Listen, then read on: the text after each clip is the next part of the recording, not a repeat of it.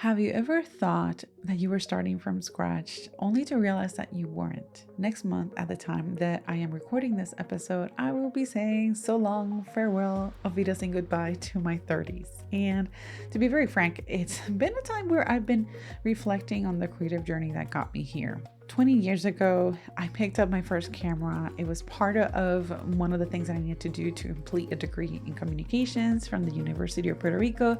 So I was very much excited to taking a formal photography class, 35mm film class, black and white, darkroom, all the cool stuff that is now coming back into like a trend, which is weird. But here's the thing. I've been reflecting on lots of things that have happened. And that simple decision of taking this class, deciding to go the route of audiovisual communication really has shaped my career, my voice, and honestly, the way that I see the world. So as I've been more focused on podcasting over the past few years, setting aside photography from a business standpoint, it is very clear to me that I really didn't leave photography behind. I really just carried it with me. And it has shaped a lot of the things that I've been doing, even today as a podcaster, where my business is about podcast strategy, producing launches for podcasters. So this episode is really about honoring the path that brought you here and trusting that it's preparing you for what's next. I'm Yesenia, your video podcast strategist and coach, and this is Creative Made, where we explore the why behind what we create so you can grow your voice, your content, and your creative brand with purpose. Today, I'm sharing some of the unexpected lessons photography taught me about podcasting and how a 20-year foundation, I cannot believe it's already been 20 years, behind the camera is still shaping the way I show up behind the mic. So if you're pivoting, evolving, or you're just wondering if your past creative work or your work, even if you were working just a 9 to 5 quote unquote non-creative work, skill matters, well, it does. So let's get into it. And here's what I'm going to do. I'm going to share the way that I'm going to be framing this, pun intended, is that I'm going to be sharing what I learned from photography and then a couple of strategies that you can take away for today. Let's reflect on this, but also take action, because if we just stay reflecting and everything and not take action, then we're just up there in the cloud, I feel, my opinion. There's a time for reflection, but then there's a time to define, okay, now let's take some action. So the first thing is framing is everything. In photography, your frame is your story. And podcasting is not really that different. The only difference is the medium, the format of the medium. What you choose to highlight and what you leave out shapes how your audience experiences the episode. So things that you can do are defining your episode's core promise before even starting to record. And let that guide your title, your intro, and your call to action, and your thumbnails if you're using YouTube. And then cut that fluff that doesn't really serve the promise. So less noise and more clarity. The next thing is light equals energy. I mean, it's photography, writing with light. That's what it means, literally. In photography, light is what sets the emotional tone. On the other hand, in podcasting, your tone, pace, the presence are the light. People feel your energy through your voice. So are you so excited and yay, let's go, let's do this? Or you're going to be talking a lot more calmer and softer and leaving room for reflection and for thought. I'm sure that caught you a little bit by surprise there, but that was the whole point of it. So a couple of things that you can do here is one, record a tone check. See how your voice actually feels to listeners. And then use editing to shape energy. So cut fillers, maybe add music, add the right music, pace thoughtfully. So again, podcasting is really a great opportunity to have an intimate connection or almost conversation with your audience. So make sure that you are taking advantage of that space, of that time, the best way possible with the music, the way that you're presenting the topic, the episode, the opportunity that you give your audience to think about or reflect about what you're talking about. So all of that is part of that audience listening experience, all of that energy that you're going to transmit in that episode. The other one is don't wait for perfect conditions. Some of my favorite photos happened in chaos and bad lighting, unpredictable movement, and they ended up being just the most real and the most significant for me, or whether it's emotional or something that brings me back to that moment where I took the photo. Podcasting is quite the same. You don't need a perfect script to be powerful. I was recently watching Midnight in Paris by Woody Allen, and one of the main character, he is fascinated by Paris, and I don't blame him. But he says that Paris is beautiful, but it is the most beautiful when it's raining. I think Paris is beautiful regardless, but it's definitely, what we would think of, oh, this is the perfect day. Well, maybe, it may not necessarily always be that way when it comes to the photo that you're creating, or in this case, the podcast episode. So the important thing is that you know what the whole purpose of that episode is and how it serves. So it doesn't have to be that perfect condition, but a couple of things that you can do to help that process be the best as possible. So with this in mind, a couple of things that you could do is batch record, maybe with light outlines. That way it will help you keep the content authentic, or batch any process of the production process. So maybe it's creating your thumbnails, or maybe it's creating the blog post, or anything that is related to that episode. Start with 20 minutes. Talk to one listener and hit publish. This means that don't stress too much on how long does a podcast need to be or the episode need to be. It needs to be the longest that it needs to be in order for you to deliver a message, and not a second later or longer. So 20 minutes, it's a good reasonable amount. If it doesn't add up to 20 minutes and you end up having a 10-minute episode, great, go ahead. That's your episode. But always remember that you're talking to one listener. Who is it that you're talking to? Give that person or that avatar a name, and then hit publish. You're not gonna get better if you don't publish. You're not gonna get better at optimizing your things on social media or on YouTube or on your podcast platform if you don't actually start doing it. So go ahead and launch. It might look messy, but go ahead and start it. And embrace that imperfection, because it's going to teach you a lot along the way. A lot of trusting yourself, a lot of trusting the process, a lot of opportunities for you to learn about all the things that are involved in the things that you do on a day-to-day. Before we go into the next step, I want to pause for a moment, because if something in this episode is landing with you, maybe it's time to stop guessing your way through your podcast content strategy. I work with creatives and entrepreneurs who want a strategy that actually fits how they work and why they create. If that sounds like you, I'd love to support you. You can book a one-on-one strategy session or a podcast audit using the link in the show notes. Let's make space for content that feels like you. Now let's get back to this episode.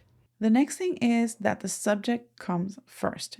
In photography, if I wanted my subject to feel seen and safe, I would frame it in such a way that it would become the first thing that the viewer would observe. That subject is now your audience in the podcasting world. So to translate that from visual to audio, ask your audience what they're struggling with and then create for them. Yes, you want to find joy in what you're creating. I think that's very key in you being able to show up consistently with the right energy and being able to provide value.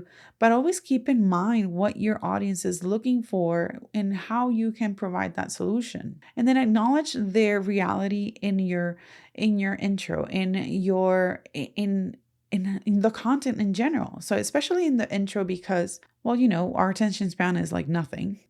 So you want to catch people's attention from the very beginning. So try to meet them where they are with that emotional hook, or spark some curiosity within the first few seconds, and then deliver that promise throughout the episode. And always end with one small call to action. And this is super, super important because in the past, I've talked about the funnel, the sales funnel, and how that leads your audience from point A to point B to point C, so on and so forth, from the discovery to through the purchase.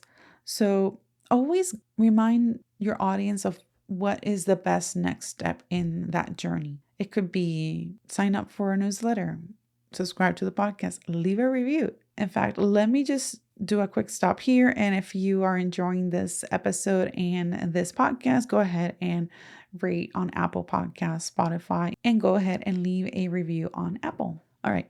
So the next point is that every phase has its season. Photography was my first creative language, I think, on a professional level. I think I started dancing when I was a kid just for fun. I think that was my true first creative language, but I never really did anything with it professionally. So let's just stick with photography. And photography really shaped the past 2 decades of my life. 20 years seems like I can't believe 20 years have passed. But as I grow and as I continue getting wiser, hopefully, podcasting is becoming a new way for me to create and connect in a way that I never really thought I was going to do. I never thought that audio was going to be the thing, my thing, or a thing in a phase of my life. So revisit your podcast goals every few months and check if it's still aligned. That's something that definitely happened a lot to me because I was transitioning away from photography and into this new thing that I didn't know what it was exactly until I stumbled upon podcasting and like really realized that, okay, I'm not a photographer anymore. I'm a podcaster and I'm a podcast strategist. So, revisit those goals monthly, quarterly, and at the end of the year. How are you feeling with everything? How are you? Do you want to continue doing what you're doing? Do you want to tweak things here and there? And let your format evolve with you. Try themes, mini series. Those have really helped me grow my Spanish podcast, Bloom Creativo. Add video if you're ready for it. If not, stick with audio. And be transparent with your audience when you pivot and bring them with you. That was a huge mistake that I did when I started pivoting away from photography. First of all, I didn't know exactly what I was pivoting into. So it was kind of hard to be transparent because I didn't know what I was doing. So it was kind of hard to be transparent with myself. But as much as you can, share that with the audience because that is definitely going to help that transition and hopefully avoid a lot of crickets when you start talking about something that might be different than what you were already originally talking about and then nothing happens. So yeah, take your audience along with you through that pivoting journey. The next is consistency, and this equals to craft and not frequency. And it's definitely not just the microphone. Or the camera for that matter. People ask what gear I use. Like that was one of the top questions in photography. Oh, what camera do you use? Oh, what lens is that? Are you using a flash or blah, blah, blah. In podcasting, there's a similar thing. It's like, oh, what mic, I don't think I've seen, oh, what microphone do you use a whole lot like I would see in photography. Also, when I started photography, it was different because the technology, while there, it wasn't as widely available in a wide range of quality and pricing. It's so much more affordable right now to get into photography, to get into podcasting in the sense that you can get a really good microphone for very little. So yeah, the gear matters to an extent, but not more than your message. I remember having a classmate in college. He was bragging about having this top of the line $10,000 camera at the time. And I had my APS-C under $1,000 camera. And I was very excited with my camera because, well, it was a fancy camera for me. And he, like, honestly, he made me feel like really bad because he was asking me, so what camera do you have? Oh, I have this camera. Oh, okay. I have this other camera. I'm like, wow, you're at that level. I said, yeah, I'm at that level. At that level is that he didn't do anything with photography. So that was a waste of money. So yeah, you could have the best gear. You can have the most expensive camera, the most expensive microphone. But if the message is not worth it, is the message is not delivering value, if the photo isn't striking, what's the point? So you can have a top tier mic or camera, but if you don't know how to shape the story, show up with your intention, or connect emotionally, I'm sorry, it's just not going to land. So what can you do? Focus on the rhythm, not the quality. Make sure that it's consistent for you and for your podcast. Build 2 or 3 episodes ahead so that you're not creating in a panic mode, unless your podcast is like reactionary, where you're talking about news, and that will, I think, inherently will have that faster turnaround time. But if you have the bandwidth, go ahead and plan 2 or 3 episodes, even at least 2. That's going to help you a lot when something happens. Earlier this year, I had a lot of traveling, and unfortunately, my dad passed away. And it was one of the things that I had done is I had recorded a couple of episodes, and there was a week that I didn't have the mental bandwidth. Even after having planned several episodes ahead of time, I just was tired. Too much traveling and just the mental toll of losing somebody, like a parent. Yeah, I told my editor, we're not having an episode this week, and that's it. And like, I'm so grateful for my team and for my friends and everybody that knew about it while it was happening. Honestly, your support really meant the world, and really means a lot. So thank you. And then back to the what is consistent. Ask yourself, would you come back to this episode in a year? And if yes, then you're on the right track. And now here's the thing. Would you come back to this episode in a year if it's an episode that you're talking about a latest trend on Instagram, which happens every blink of an eye? Yeah, no, probably not. But you may find yourself creating another episode of that of that type in another year. So if it worked on this year, that trend episode update or that trend update episode, then great. Do you know that if that worked one time, maybe it could potentially work on another time? So that's something that you have in your toolbox. But let's just think about evergreen, because we're also talking about strategy.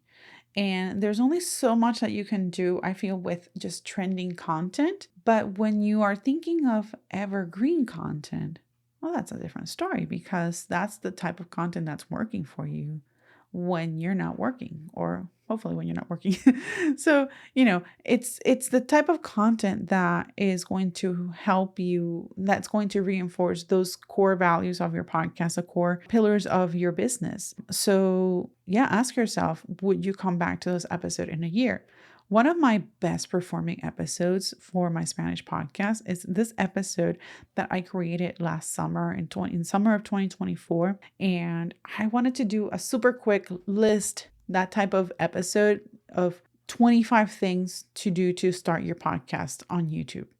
Now, a couple of things that I did when I created that episode. One, I wanted an easy episode for me to produce, so the list format was really great. But aside from that, I was creating an episode that's very evergreen. A lot of my content and a lot of my audience is looking for starting a podcast and or starting it on YouTube. So I was tapping into those key questions, those key pillars for my business: YouTube, podcast, content creation, how to start. And when I did that, I not only created it for that time, the summer, because I also felt, well, it's still the summer. If your goal was to launch a podcast this year and you didn't do it in January, June, July is still good. So let's kind of pick it up from there. But I knew that I could repurpose that episode later in January of 2025 and then change the title a little bit to still keep it current. And also I had a play of 25 things to start your podcast. So obviously I was already thinking of 2025. So little things like that really will help expand the livelihood of your content.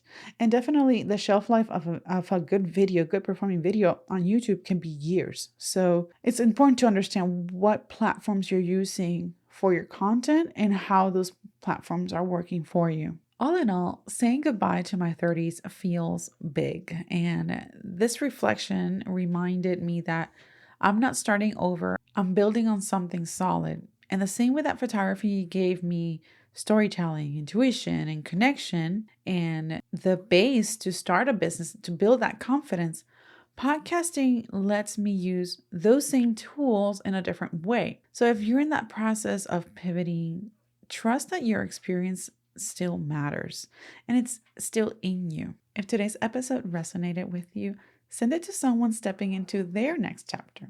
And if you want some clarity for your own creative endeavors, I'd love to support you. So you can book a session for a podcast strategy session, and I will see you on the next episode of Creative Made.